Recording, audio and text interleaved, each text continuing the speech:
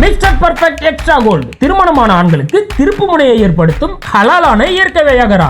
60,000க்கும் மேற்பட்ட திருப்திகரமான வாடிக்கையாளர்கள், 500க்கும் மேற்பட்ட வாடிக்கையாளர்களுக்கு குழந்தை வரமும் கிடைத்துள்ளது. வயதான பலகினமா, சுகர் பலகினமா, இனி கவலை வேண்டாம். உங்கள் இல்லறம் நல்லறமாக அமைய உடனே ஆர்டர் செய்யுங்கள். மேலும் விவரங்களுக்கு கீழுள்ள எண்ணை அணுகுங்கள். தாவேக்கான்னு ஒரு கடையை திறந்தாங்க. நமக்கு கண்டென்ட்டுக்கு பஞ்சமே இல்லை. கண்டென்ட்டை கடல் மாதிரி தராங்க. எதை எடுக்கிறது எதை விடுறதுனே தெரியாம கண்டென்ட்டை சும்மா அள்ளி அள்ளி தராங்க. இவங்க இந்த கடையை திறந்ததுலேருந்து நமக்கு வேலை அதிகமா போச்சு. பேக்கரியை டெவலப் பண்ணது போதும் பண்ணு வேணும் வெண்ணெய் வேணும்னு உசுர வாங்குறாங்க. அதுக்கு முன்னாடி 80,000 ஆபாச படம் வெளியாகி ஒரு திகில் சம்பவம் நடந்திருக்குது. அதை பத்தி பார்த்துட்டு வருவோம்.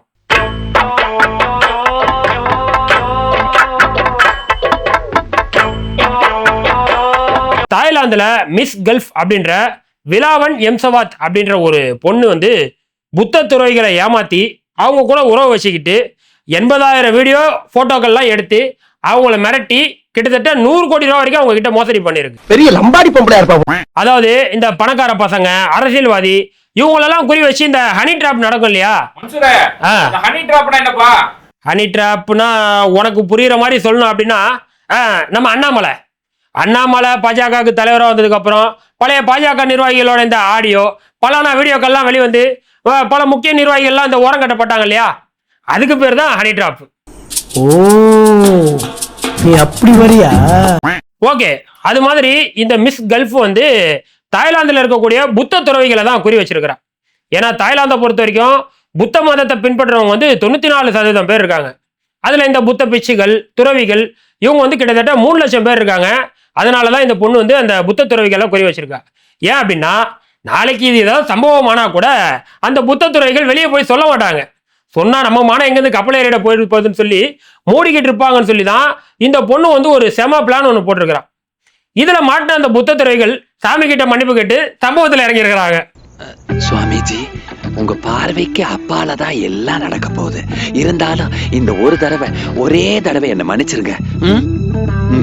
ஓகே, இப்ப அந்த பொண்ணு அந்த ஸ்கெட்சை எப்படி போட்டுக்கிறா அப்படின்னா புத்த துறவிகள் கிட்ட ஆசீர்வாதம் வாங்குற மாதிரி போய் அவங்களுக்கு ஆசையை ஏற்படுத்தி அவங்க கூட பழக்கத்தை படுத்தி படுக்கிற வரைக்கும் பாஞ்சிருக்கிறா. இந்த புத்த துறவிகளும் கட்டுப்பாடா இல்லாம புத்தருடைய கருத்துக்கள் எல்லாம் காத்துல தூக்கி போட்டு கட்டில் வரைக்கும் பாஞ்சிருக்கிறாங்க.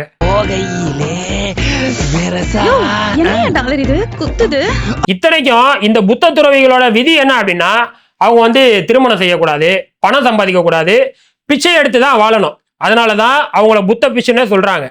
இத்தனைக்கும் அந்த நாட்டு அரசு சார்பில் அவங்களுக்கு மானியம் கொடுக்கப்படுது. தனிப்பட்ட முறையில அவங்க நன்கொடைகளும் வாங்கிக்கலாம். இதுக்கு அந்த நாட்டுல அனுமதியும் இருக்குது, அரசு அனுமதியும் இருக்குது. இப்படி மானியமா வந்த பணத்தை, நன்கொடையா வந்த பணத்தை தான் அந்த ஜலசா கூட ஜல்சா பண்ணி இன்னைக்கு ஏமாத்து நிக்கிறாங்க.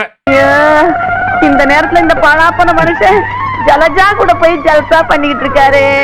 கிட்டத்தட்ட 9 முக்கியமான புத்த துறவிகளை இந்த பொண்ணு ஏமாத்தி இருக்குது. அதாவது நல்லா பலானாவா பழகிட்டு அதை போட்டோ வீடியோ எல்லாம் எடுத்து வச்சுக்கிட்டு, பாத்தியா உன்னால நான் கர்ப்பமாயிட்டேன், நீ விளையாண்ட விளையாட்டுல உன் பையன் இப்ப என் வயிற்றுல குன்ஃபு விளையாடுறான்னு சொல்லி அந்த 9 பேர்கிட்டையும் ஒரே மாதிரி கதையை சொல்லிட்டு கிட்டத்தட்ட 100 கோடி ரூபாய் வரைக்கும் ஆட்டையை போட்டுக்கிறான்.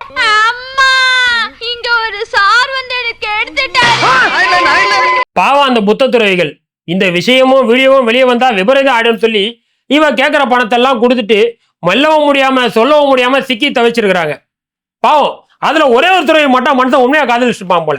அவனால அதை தாங்க முடியல. இவளை வந்து நம்ம சும்மாவே விடக்கூடாது, இதனால நம்ம புத்த துறவி பட்டமே போனாலும் பரவாயில்ல சொல்லி அந்த பட்டத்தை தூக்கி தூக்குல போட்டுட்டு சார் அவளை பிடிக்க சார்ன்னு சொல்லி போலீஸ்ல கம்ப்ளைண்ட் கொடுத்திருக்காரு. குத்துங்க எஜமா, குத்துங்க. இந்த பொம்பளைங்களே இப்படிதான் பேய்ங்க, ராட்சசிங்க, அரக்கிங்க, குத்துங்க எஜமா. அப்புறம் போலீஸ் அந்த பொண்ணை கைது பண்ணி அவளை விசாரிக்கும் போதுதான் இவ கிட்டத்தட்ட 9 புத்த துறவிகளை ஏமாத்தி கிட்டத்தட்ட 80,000 வீடியோ போட்டோஸ் எல்லாம் எடுத்து வச்சிருக்கான்னு சொல்லி அவளை கைது பண்ணியிருக்கிறாங்க. ஆனா நியாயமா பார்த்தா கைது பண்ண வேண்டியது அந்த பொண்ணை மட்டும் இல்ல, கட்டுப்பாட்டை இழந்து கட்டில பாஞ்சாங்கல்ல அந்த துறவிகளையும் சேர்த்துதான். அதனால அன்பு ஆண்களே, இது மாதிரி ஆன்லைன்லயும் ஆஃப்லைன்லயும் பல ஃபோர்ஜரி 420 வேலைகள்லாம் நடக்குது. நீங்க ஒழுங்கா கட்டுப்பாட்டோட இருங்க. அவசரப்பட்டு கையிலே கழட்டிங்கன்னா அப்புறம் கம்பிதான் எண்ணம்.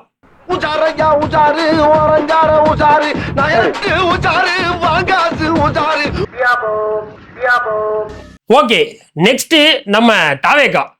இவங்க தான் இப்போ அரசியல்ல ஆக்ஸ்போர்ட் யூனிவர்சிட்டி ரேஞ்சுக்கு பேசிக்கிட்டு இருக்காங்க. என்னை பொறுத்த வரைக்கும் 3 வார்த்தை தான், TVK. என்னோட தமிழ் ரத்தம் கொதிக்குதுங்க. இன்னைக்கு தமிழ்நாட்டோட நிலைமை என்ன? மற்ற ஸ்டேட் எல்லாம் பாருங்க, கேரளா எங்க போகுது, கர்நாடகா எங்க போகுது, ஆந்திரா எங்க போகுது, தமிழ்நாடு எங்க இருக்கு? இந்த ஆன்டிக்கு பதில் சொல்றதுக்கு முன்னாடி இப்போ தாவேக்கால இருந்து பல வீடியோக்கள் வந்திருக்கு, அதையும் பாருங்க. அந்த கட்சியோட ஆதவ அர்ஜுனா இனி விஜய் வந்து தளபதியெல்லாம் கூப்பிடக்கூடாது அப்படின்றாரு. இன்று வரையும் மக்களால் கட்சியால் பாசமுடன் அழைத்த நம்மளுடைய தளபதியை இனி வெற்றி தலைவர் என்று ஒரே குரலுடன் அந்த தளபதி பட்டத்தை இந்த பொதுக்குழுவில் இழந்து வெற்றி தலைவராக மற்றொரு தீர்மானமாக உங்கள் முன் நான் சமைக்கிறேன். ஆமன். இனிமே அவர் வந்து வெற்றி தலைவர் அப்படின்னு சமைக்கிறேன் அப்படின்னு சொல்லி அவர் பேசி ஒரு 10 நிமிஷம் கூட ஆகல, அதுக்குள்ள அந்த கட்சியோட பொதுச் செயலாளர் புசி ஆனந்த் மூச்சுக்கு 300 தடவை தளபதின்றாரு. எங்கிலும் வாழும் 700 கோடிக்கும் அதிகமான மக்கள் கூகுள்ல தேடும் டாப் பிரபல்களின் ஒருவரான தலைவர் தளபதி அவர்களை அந்த தளபதி பட்டத்தை இந்த பொதுக்குழுவில் இழந்து வெற்றி தலைவராக மற்றொரு தீர்மானமாக உங்கள் முன் நான் சமைக்கிறேன். ஆமா புசினா, உங்க தளபதியை கூகுள்ல எத்தனை கோடி பேர் தேடுறாங்க? எங்கிலும் வாழும் 700 கோடிக்கும் அதிகமான மக்கள் கூகுள்ல தேடும் டாப் பிரபல்களின் ஒருவரான தலைவர் தளபதி அவர்களை. நோ புசினா, நியாயமா இது? உலக மக்கள் தொகை, அதாவது முழு உலக மக்கள் தொகையே 800 கோடி தான். அதுல 700 கோடிக்கும் அதிகமானோர் இவங்க தளபதியா கூகுள்ல தேடுறாங்களாம். தம்பி, ஒரு மனுஷன் போய் பேசலாம், ஆனா ஏக்கர் கணக்கில் எல்லாம் பேசக்கூடாது. அது எப்படா நெஞ்சில கொஞ்சம் கூட ஈரம் இல்லாம இவ்வளவு பெரிய பொய் சொல்ற? சரி, ஓகே. இந்த ஆதவ அர்ஜுனா இனிமேல் தளபதினு கூப்பிட வேணான்னு சொன்னதையும் நம்ம புசி ஆனந்த் கேட்கலையா? அடுத்து கட்சி தலைவர் விஜய் சொல்றதையும் அவர் கேட்க மாட்டாரு. ஆமா, எதுக்குங்க இந்த அவர்களே இவர்களே எல்லாம்? ஒரு மேடையில விஜய் பேசும்போது இந்த அவர்களே இவர்களே இதெல்லாம் எதுக்கு, இதெல்லாம் தேவையில்லை அப்படின்னாரா? ஆனா அவரு பேசிய இந்த புசி ஆனந்த் கேட்கவே இல்லை. கிட்டத்தட்ட ஒரு மேடையில 20-30 அவர்களே போடுறாரு. வெங்கட்ராமன் அவர்களே, சகோதரர் அர்ஜுன் அவர்களே, சிடி நிர்மல்குமார் அவர்களே, தாகிரா பானு அவர்களே, ராஜசேகர் அவர்களே, விஜயலட்சுமி அவர்களே, சம்பத்குமார் அவர்களே, யுவராஜ் அவர்களே, விக்கி அவர்களே, ராஜ்குமார் அவர்களே, திரு பாபு அவர்களே, பாலு அவர்களே, சங்கர் அவர்களே, திருமலை அவர்களே, யுவராஜ் அவர்களே, மதியா அவர்களே, பாலசுப்ரமணியன் அவர்களே, திருமதி பாமா ரமேஷ் அவர்களே, பாலசுப்ரமணியன் அவர்களே, சரவணன் அவர்களே, மிஸ்டர் ஆனந்த் அவர்களே. இரியா, அதான் எல்லாம் வந்திருக்காங்கல்ல, அப்புறம் எதுக்கு எடுத்தாலும் கூலிக்கிட்டு இருக்க. சரி, பொதுச் செயலாளர் தான் இப்படின்னு பார்த்தா கட்சியோட செயற்குழு உறுப்பினரை பாருங்க. பேர் மதுரவாணி, கிருஷ்ணகிரி மேற்கு மாவட்டத்திலிருந்து வந்திருக்கோம். என்னை வந்து செயற்குழு உறுப்பினரா தேர்ந்தெடுத்திருக்காங்க. அது ஓஹோ, செயற்குழு உறுப்பினரா தேர்ந்தெடுத்திருக்காங்களா? ஓகே, கட்சியோட செயற்குழு உறுப்பினர் ஆயிட்டீங்க, வாழ்த்துக்கள் தோழி. ஆனந்தா ஆனீங்க. உங்க கட்சியோட கொள்கை ஏதாவது ஒண்ணு சொல்லுங்களேன், கேட்போம்.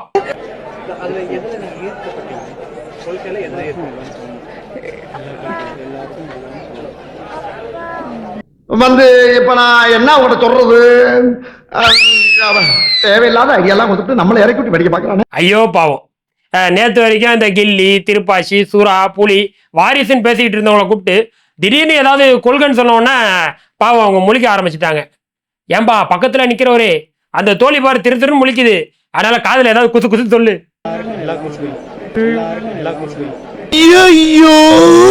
எல்லாருக்கும் எல்லாமே சமமா பகிர்ந்தளிக்கப்பட்டிருக்கு. பெண்கள், ஆண். ஏன் இப்படி பாக்குறாரு? ஓகே, இப்போ விஷயத்துக்கு வருவோம். இந்த அளவுக்கு சொந்த கட்சியோட கொள்கை எதுவும் தெரியாத அளவுக்கு கூட ஒரு கூட்டம். இந்த கூட்டம் இப்போ திடீர்னு அரசியல்வாதி ஆயிட்டாங்க. அதனால தமிழக அரச தமிழ்நாட்டை குறை சொல்ல வந்துட்டாங்க. என்னை பொறுத்த வரைக்கும் 3 வார்த்தை தான், TVK. ஓவர். 2026 சீல்டு. இவ்வளவு கான்பிடன்ட் தளபதி. இன்னைக்கு தமிழ்நாடோட நிலவரம் என்ன? நான் ஒரு தமிழ் பெண், என்னோட தமிழ் ரத்தம் கொதிக்குதுங்க. எது தமிழ் ரத்தம் கொதிக்குதா? ஆண்டி பார்த்து ஓவரா கொதிக்காதீங்க. ரொம்ப கொதிச்சா பிபில தலை சுத்தல் ஏதாவது ஏற்படும். அதனால கொஞ்சம் கூலாயிக்கோங்க. சரி ஆண்டி, உங்க ரத்தம் கொதிக்கக்கூடிய அளவுக்கு அங்க என்ன நடந்துச்சு சொல்லுங்களேன், கேட்போம். எனக்கு பஸ் 10 மணிக்கு தான், டைம் இருக்குது. இன்னைக்கு தமிழ்நாட்டோட நிலைமை என்ன? மற்ற ஸ்டேட் எல்லாம் பாருங்க, கேரளா எங்க போகுது, கர்நாடகா எங்க போகுது, ஆந்திரா எங்க போகுது, தமிழ்நாடு எங்க இருக்கு? அடேங்கப்பா, கேரளா எங்க போகுது, ஆந்திரா எங்க போகுது, கர்நாடகாலாம் எங்க போகுது, தமிழ்நாடு எங்க இருக்குது அப்படின்னு கேக்குறாங்களா? நெக்ஸ்ட் என்ன சொல்றாங்க பாருங்க. அதோட எக்கனாமிக் டெவலப்மெண்ட் பாருங்க. தமிழ்நாடோட கம்பேர் பண்ணுங்க.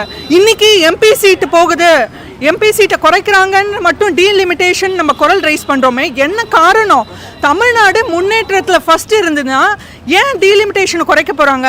கேரளா எங்க போகுது, ஆந்திரா கர்நாடகாலாம் எங்க போகுது, தமிழ்நாடு எங்க இருக்குது அப்படின்னு கேட்டீங்கல்ல, நீங்க சொன்ன எல்லா மாநிலத்தோட தமிழ்நாடு தான் முன்னேறிய மாநிலமா இருக்குது. GER அப்படின்னு சொல்லக்கூடிய கிராஸ் என்ரோல்மெண்ட் ரேஷியோ, அதாவது உயர்கல்வி பெறக்கூடிய மாணவர்கள் இந்தியாவிலேயே தமிழ்நாட்டில் தான் அதிகம்.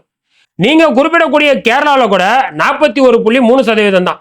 ஆனா தமிழ்நாட்டில் 47% இருக்குது. இது ஏதோ நான் சொல்லல, இந்தியாவோட நித்தி ஆயோக் இவங்களோட அறிக்கை தான் சொல்லுது.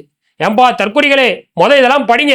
இதுக்கு தான் படிக்கடான்னு அடிச்சுக்கிட்டேன் பசங்களா, அறுதுகிட்ட முண்டங்களா. இங்க நிறைய பேர் சொல்லுவாங்க கேரளாவில் தான் வந்து படிச்சவங்க அதிகம், கேரளா தான் படிச்ச மாநிலம் அப்படின்வாங்க. நீங்க சொல்லக்கூடிய அந்த படிச்சவர்கள் அப்படின்ற புள்ளி விவரம் எதை குறிக்குது அப்படின்னா, ஒருத்தர் வந்து அவர் பேர் அவரே எழுத தெரிஞ்சா அவர் வந்து படிச்சவங்க அப்படின்னு சொல்லி அந்த புள்ளி விவரத்துல கருதப்படுது. ஆனா பிராக்டிகலா யோசிச்சு பாருங்க, இன்னைக்கு வெளிநாடுகளுக்கு லேபரா போகக்கூடியவங்க தமிழ்நாட்டுல இருந்து அதிகமா போறாங்களா, கேரளாவில இருந்து அதிகமா போறாங்களா? கேரளால இருந்து அதிகமா போவாங்க. ஆனா தமிழ்நாட்டுல இருந்து படிச்ச இன்ஜினியர்கள் தான் வெளிநாட்டுக்கு அதிகமா போவாங்க. அதே மாதிரி வெளிநாடுகளுக்கு நர்ஸ் வேலைகளுக்கு யார் அதிகமா போறாங்கன்னு யோசிச்சு பாருங்க. தமிழ்நாட்டுல இருந்து அதிகமா போறாங்களா, கேரளால இருந்து அதிகமா போறாங்களான்ட்டு. கேரளாவில இருந்தா நர்ஸ் வேலைகளுக்கு அதிகமா வெளிநாட்டுக்கு போவாங்க. தமிழ்நாட்டுல இருந்து டாக்டர் தான் அதிகமா வெளிநாடுகளுக்கு போவாங்க. இதுல இருந்து நீங்களே யோசிச்சு பாத்துக்கலாம் கல்வி எந்த மாநிலத்துல உயர்ந்து நிக்குது அப்படின்ட்டு. புரிஞ்சதா? இப்போ கூட சென்னை, கோயம்புத்தூர், சேலம் இங்க இருக்க காலேஜ் எல்லாம் போய் பாருங்களா, அதிகமா கேரளாவில இருந்து தான் அதிக மாணவர்கள் தமிழ்நாட்டை தேடி வருவாங்க. இவ்வளவு ஏன் ஒரு டீ கடை, ஜூஸ் கடை வச்சா கூட கேரளால இருந்து தமிழ்நாட்டை தேடி தான் வருவாங்க. ஏன்னா தமிழ்நாட்டோட பொருளாதார வளர்ச்சி 9.69% அளவுக்கு உயர்ந்து இருக்குது. அதாவது இந்தியாவிலேயே கடந்த 10 வருஷத்துல யாருமே எட்ட முடியாத அளவுக்கு அடைஞ்சி இந்தியாவிலே முதல் இடத்துல நம்ம தமிழ்நாடு தான் இருக்குது. அதுலயும் இந்த 10 வருஷத்துல 6 வருஷத்தை வந்து முன்னாடி ஆண்ட நம்ம கரும்பு தோட்டத்தின் இரும்பு மனிதர் அவர் வீணடிச்சிட்டு போயிட்டாரு. மீதி இருக்கிற இந்த 4 வருஷத்துல இவ்வளவு பெரிய உயரத்தை எங்கால அடைஞ்சிருக்கிறாரு. ஏம்பா விசில் அடிச்சான் குஞ்சுகளே, இதெல்லாம் படிங்கப்பா. அதனால நேத்து வரைக்கும் விஜய் படம் நல்லா இருக்குதா, அஜித் படம் நல்லா இருக்குதான்னு சொல்லி சண்டை போட்டு இருந்த ஒரு கூட்டம் இன்னைக்கு அரசியல் பக்கம் வந்திருக்குது. வீட்டுல குழந்தைக்கு பால் இருக்குதோ இல்லையோ, என் தலைவனோட கட்டவுட்டுக்கு நான் பால் ஊத்திடுவேன் அப்படின்னு சொல்லிட்டு இருந்த ஒரு கூட்டம் இன்னைக்கு அரசியல் காலத்துக்கு வந்திருக்குது. உண்மையிலே இது நல்ல விஷயம் தான், வரவேற்க வேண்டிய விஷயம். இங்க எல்லாருமே அரசியல் பேசணும். அரசியல் இல்லாம இங்க எதுவுமே இல்லை. ஆனா இப்படிலாம் அரசியல் பேசுறதுக்கு முன்னாடி நம்மளோட வரலாறு என்ன, நம்ம மாநிலத்தோட வளர்ச்சி என்ன, எத்தனை போராட்டத்துக்கு அப்புறம் நம்ம இந்த வளர்ச்சி அடைஞ்சிருக்கோம் அப்படின்றதெல்லாம் படிங்க. ஃபைனலா ஒரு சூப்பர் மேட்டர் ஒன்று சொல்றேன் பாருங்க, நல்லா படிங்க. படிப்பு இருக்கிற யாருமே நடிப்புல அரசியல தேட மாட்டான். ஓகே, இன்னைக்கு மசாலோட சிறப்பாக முடிஞ்சிருச்சு. அடுத்து இன்னொரு ஸ்பெஷல் வீடியோட ஸ்பெஷலா வந்து சந்திக்கிறேன். அதுவரை உங்களிடமிருந்து விடைபெறுவது நான் உங்க பேட்டை மன்சு. என்ன வடையா, மசால் வடை மசால் வடையா.